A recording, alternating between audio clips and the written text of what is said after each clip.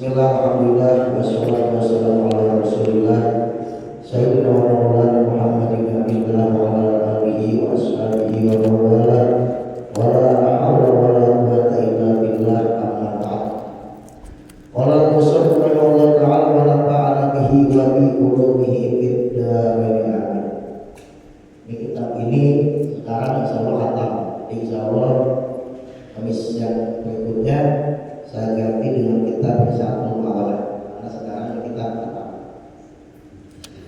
Bismillahirrahmanirrahim. Wasani suwal isruna. Adapun yang ke-26 daripada daun-daun yang ada di dalam kitab Taurat. Man barang siapa aroda yang menginginkan seseorang ayunawiro hendaknya menerangi siapa Allah Subhanahu qalbahu kepada hatinya bin nuri dengan cahaya atau yang sempurna fa'alaihi maka tetap atau wajib atasnya bitafakuri dengan memikirkan keagungan Allah wal ittibari dan mengambil pelajaran tentang kematian. Ini luar biasa. Daud dalam kitab Taurat, siapa yang ingin hatinya diterangi oleh Allah dengan cahaya yang sempurna. Karena kalau hati ini bercahaya, maka hati ini akan merespon semangat di dalam beribadah. Ibadah ini gak mau dia kalau ketinggalan ngaji nyesel, ketinggalan berjamaah nyesel. Semangat kenapa? Hatinya terang, sehingga dia bisa sehingga dia bisa menilai mana yang bernilai di sisi Allah, mana yang berbahaya di sisi. Dia akan semangat, hatinya terang. Nah, siapa yang kepengen hatinya diterangi oleh Allah dengan cahaya yang sempurna, maka hendaknya dia selalu memikirkan tentang keagungan Allah. Jangan yang dipikirin duit, angsuran, setoran, bulanan. Nah itu kita mikirnya begitu terus, akhirnya hati kita gelap, hatinya butek galon. Kenapa? Yang dipikiran di angsuran ini belum dibayar, bentar lagi jatuh tempo, bentar lagi itu aja berputar di itu aja. Gelap hatinya. Ngaji malas, ibadah malas, zikir malas itu. Kenapa? Hatinya, pikirannya gak pernah mikir tentang keagungan dan kekuasaan Allah. Coba kalau yang berpikir kuasa Allah, maha baiknya Allah, maha kuasanya Allah, maha rahmatnya Allah, terang hatinya.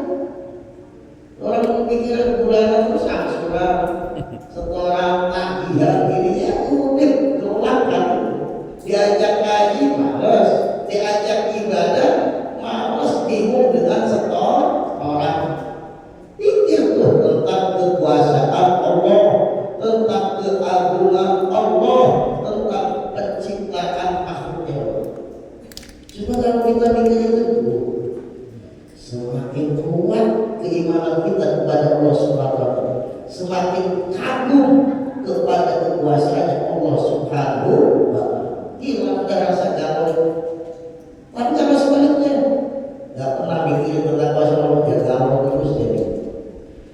Juga wal i'tibar, ambil pelajaran bahwa kita ini bakal mati. Itu kalau melihat sesuatu, memikir sesuatu. Iya, kasihan orang ngumpulin harta dari kecil sampai tua, dia belum menikmati dan mati. Nanti gimana kalau kita begitu? Dan amal baru ke akhirat yang ada, kemudian kita juga mati juga. Nah itu kita bakal ternyata kata dari bawah mati.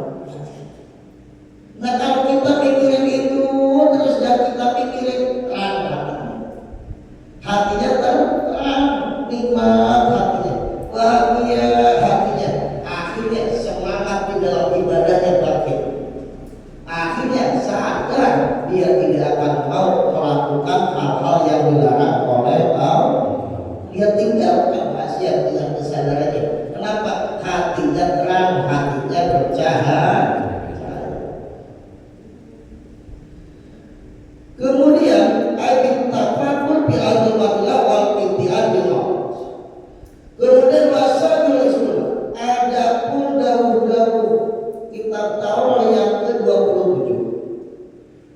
Man barang siapa aroda yang menginginkan sesuatu, ayat hendaknya adalah baginya apa badan sobirun yang sabar. Siapa yang kepengen punya badan yang sabar, walisanun dzakirun dan lisan yang selalu berzikir, wa qalbun khashi'un dan hati yang khusyuk, hati yang takut kepada Allah.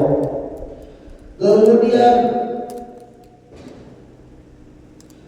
fa'alaihi maka hendaknya maka wajib atasnya bikasratul istighfar, memperbanyak istighfar, memperbanyak memohonkan ampun lil mukminin untuk mukmin laki-laki wal mukminat dan mukmin perempuan, wal muslimin untuk muslim laki-laki wal muslimat dan muslim perempuan.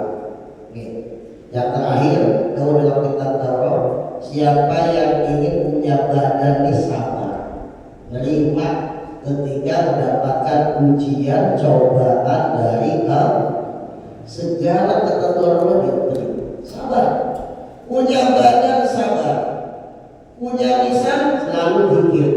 Ini orang hebat, tandanya orang yang bahagia dan untung hidup di dunia ini, sukses hidup di dunia sampai akhirat. Punya badan sabar, punya lisan selalu berzikir.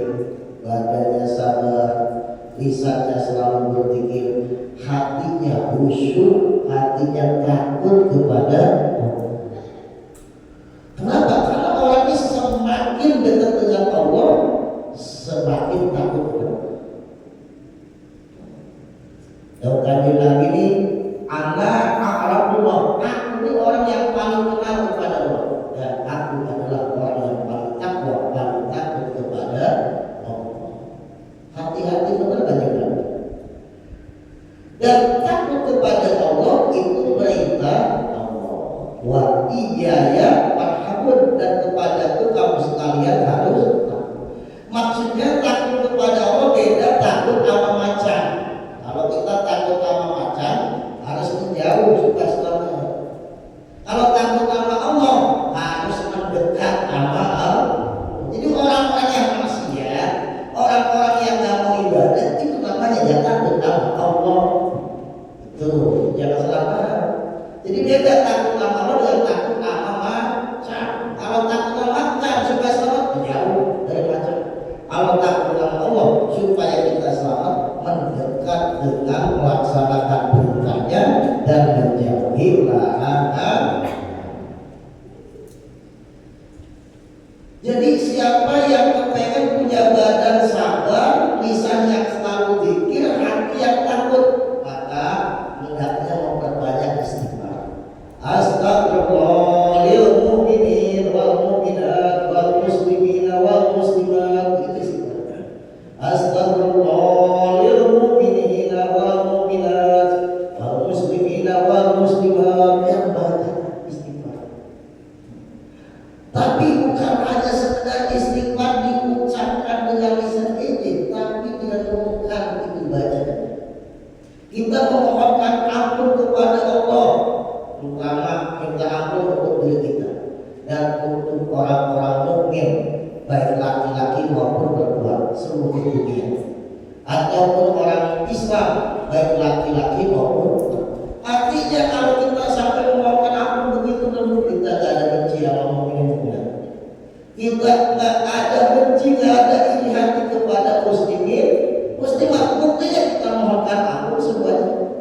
Nah kalau udah begitu, berarti hatinya sabar. Karena kan dalam hidup itu nggak mungkin nggak ada ujian, nggak mungkin nggak ada godaan. Kalau begitu, juga lisannya selalu berzikir. Doa orang seluruh muslimin muslimat didoain.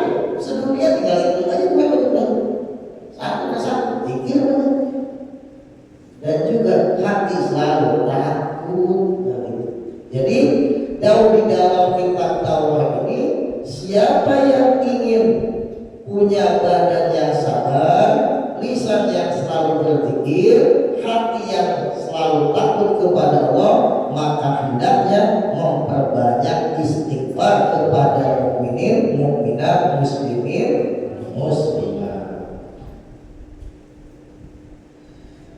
Bahkan qala Nabi sallallahu alaihi wasallam, bersabda kanjeng Nabi Muhammad sallallahu alaihi wasallam, man barang siapa istighfar yang memintakan ampun seseorang, lil mukminin untuk mukmin laki-laki wal mukminat dan mukmin perempuan, dia memohonkan ampun kepada Allah untuk mukmin laki-laki maupun mukmin perempuan, kata Allah, maka Allah akan mencatat atau Allah menyatakan mencatat bahwa bikuli mukminin, dari satu mukmin wa mukminatin dan mukmin perempuan hasanatan satu kebaikan. Dibayangin, doanya Nabi, siapa orang yang memintakan ampun kepada Allah untuk mukminin mukminat, muslimin muslimat sedunia, maka Allah akan catat satu kebaikan dari satu mukmin, satu mukminat dan dua. Sedangkan yang kita mohonkan sedunia ada berapa jumlahnya? Muslimin muslimat seluruh dunia, mukminin mukminat. Nah, satunya dibalas kebaikan. Kalau sedunia kira-kira ada berapa miliar? Itu.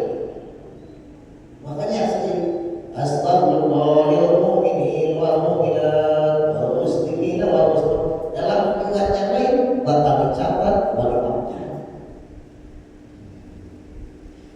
Doanya Nabi, dia akan lebih pahala dari satu mukmin, satu kebaikan. Sedangkan kita memohonkan ampun untuk mukmin mukminat seluruh dunia, muslimin muslimat seluruh dunia. Kira-kira berapa kebaikan yang kita dapat?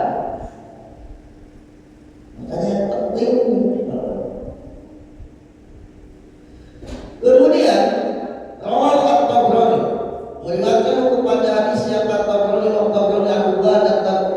Ubadah bin Syamit, daripada sahabat Ubadah bin Syamit.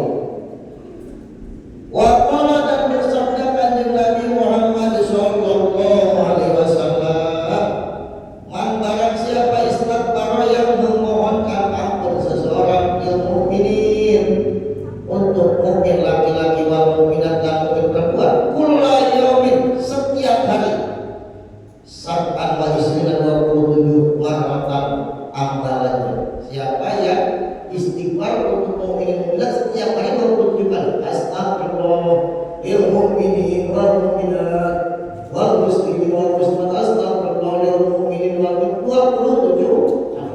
Setiap hari dia baca, terserah mau subuh, mau malam sambil tahajud, terserah waktu.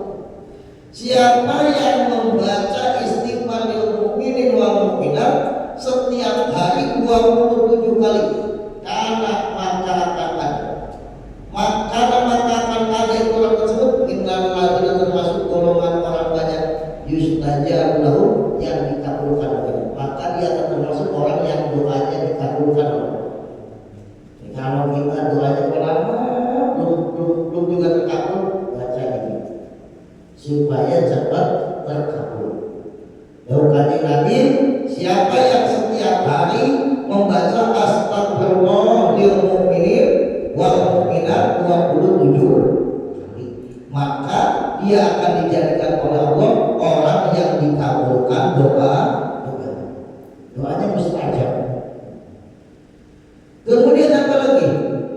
Wa yurjaku bihim ahlul ardh, dan diberi rezeki sebab orang-orang yang dikabulkan doa itu, yaitu penduduk bumi.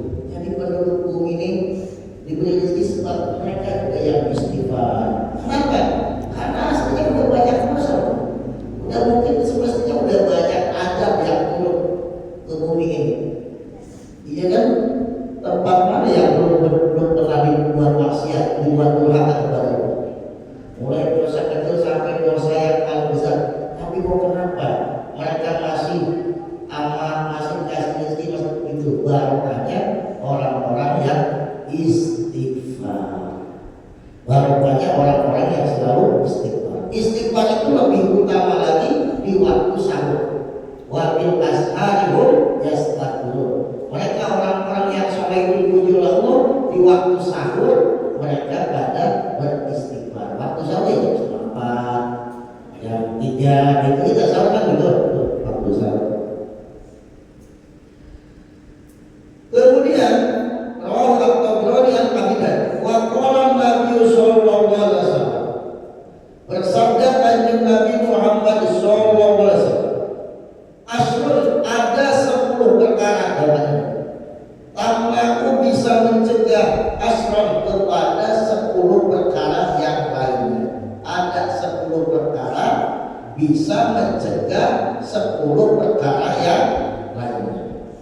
Yang pertama, suratul Fatihah.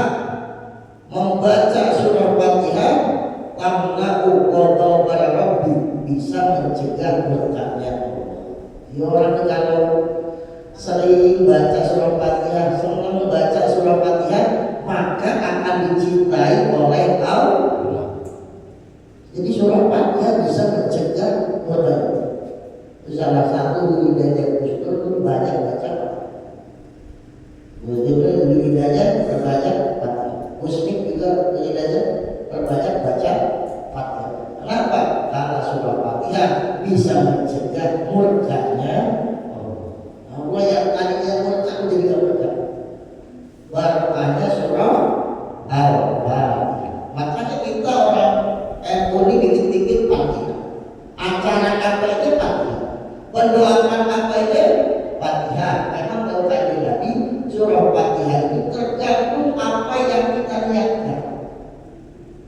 Jadi akan diberi oleh Allah tergantung apa yang kita niatkan. Niat untuk obat ya jadi obat. Niat untuk apa kesuksesan lancaran ya jadi kesuksesan lancar. Kan tergantung kita niatkan obat niatkan. Yang pertama. Yang kedua, wa surah Yasin, surah Yasin. Adapun membaca surah Yasin rutin ya. Rutin membaca surah Yasin tamna'u atasal qiyamah, akan mencegah rasa haus nanti di hari kiamat. Di hari kiamat ini di masa mataharinya sangat dekat dengan kepala. Dari atas panas, dari bawah panas, di sekeliling belum lagi panasnya hawa mano, tidak haus gimana. Tapi barokah surah Yasin tapi rutin itu, bukan sekali seumur hidup, nggak rutin, maksudnya membaca rutin surah ya, apa setiap Jumat, apa setiap hari ya rutin, maka akan mencegah rasa haus nanti di hari. Apalagi kita itu udah apa surah Yasin ya apa Yasin, ya kan? Mau meninggal bacain surah, meninggal tetap bacain surah Yasin. Masih sehat kita bacain surah Yasin. Ini luar biasa. Kemudian tentunya wa suratul Duhan, membaca surah Duhan tamna'u bisa mencegah ahwala yaumil qiyamah, perkewuhnya malapetakannya hari kiamat. Malapetakannya dunia gak ada apa-apa, musibahnya dunia gak ada apa-apanya, jauh banget dibandingkan malapetaka musibahnya. Nah, membaca surah Ad-Duhan itu akan mencegah atau menyelamatkan kita daripada malapetaka atau musibah-musibahnya yang ada di akhir. Baca surah Al-Quran. Kemudian wa suratul Waqiah. Adapun membaca surah Al-Waqiah rutin, tamna'u itu bisa mencegah al-faqra daripada kemelarasan. Orang kalau pengen gak melarat, hidup apa kaya, maksudnya kaya hatinya, hidupnya berkecukupan, beriman hatinya, maka baca surah Al-Waqiah. Surah Waqiah ini akan mencegah kemarahan, khususnya baca habis asar baca surah Waqiah. Itu insya Allah dapat selamat. Dalam hadis yang lain, man qara'a suratul Waqiah la yaqtatu abadan. Siapa yang selalu rutin membaca surah Waqiah, dia tidak akan miskin selama. Kalau mau diamalin bisa asar bacanya 3 kali. Ya insya Allah gak bakalan susah. Apa itu? Karena itu bisa mencegah daripada kemiskinan, kemelarat. Artinya kalau kita gak banyak harta, baca surah Waqiah itu hatinya tetap tenang, hatinya kan. Karena doanya Nabi, laisa bina bikasratil mal, walakinnal bina gina nafs. Bukanlah yang namanya orang kaya itu orang yang banyak harta, bukan itu. Yang namanya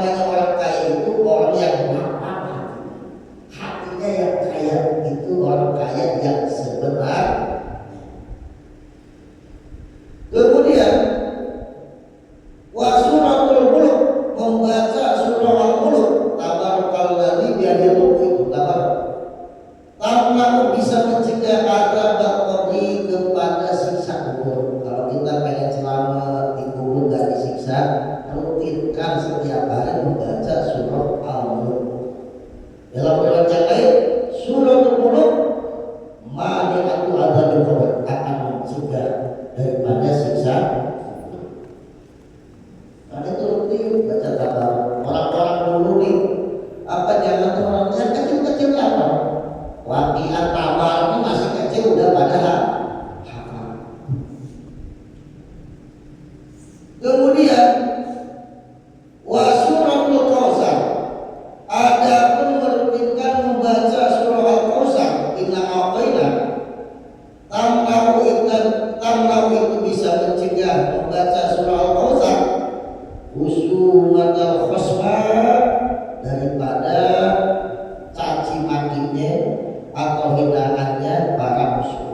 Jadi kita selamat daripada musuh. Kalau pengen selamat dari musuh, daripada caci makinya atau hujatannya, baca kita Al-Kautsar. Maksudnya di depan kita nggak berani deh.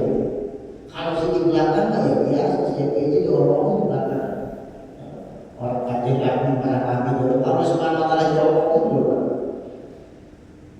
Kemudian wa suratul Kafirun, adapun membaca surah Al-Kafirun tamna'ul kufra, akan mencegah kekafiran indah derajat ketika saat maut.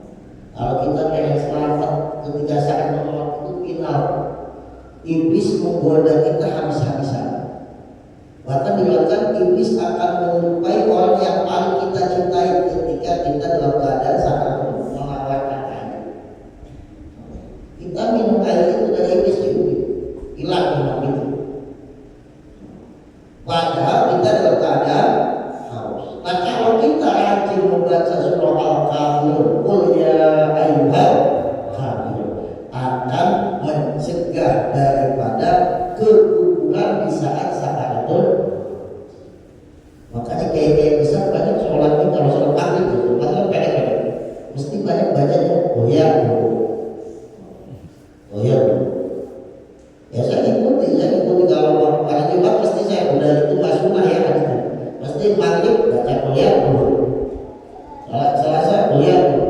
Baca dulu saya waktu mondok di Prosul itu baca goyang dulu.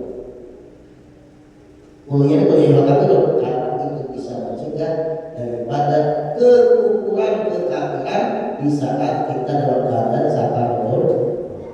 Karena penentuan orang muslim atau kafir ya itu di saat itu, bukan sekarang. Sekarang kita belum finish. Finishnya itu penentuan kafir atau mukminnya di saat sakaratul maut. Karena itu penting. Yang banyak baca surah Al-Kafirun. Kemudian suratul Ikhlas, adapun merutinkan membaca surah Al-Ikhlas, surah Al-Wallahu Ahad. Tahu itu bisa mencegah nifaq kepada sifat kemunafikan. Bahaya munafik. Orang kalau munafik dalam keimanannya, dalam akidahnya, itu kafir dalam akidahnya. Dan itu tempatnya neraka yang paling tinggi. Innal munafiqina fi darkil asfali minan nar. Nah, baca surah Al-Ikhlas itu bisa mencegah daripada sifat munafik. Wa suratul Falaq, membaca surah Al-Falaq, qul a'udzu birabbil falaq. Tamna'u itu bisa mencegah hasadal hasidin, hasudnya orang yang hasud. Dengkinya orang yang dengki, iri hatinya orang yang berbahaya. Orang hasud ini kadang-kadang ada sebagian orang yang matanya ini kalau memandang kita bisa kena air. Itu penyakit air itu bukan santet, tapi seperti begitu. Kan penyakit.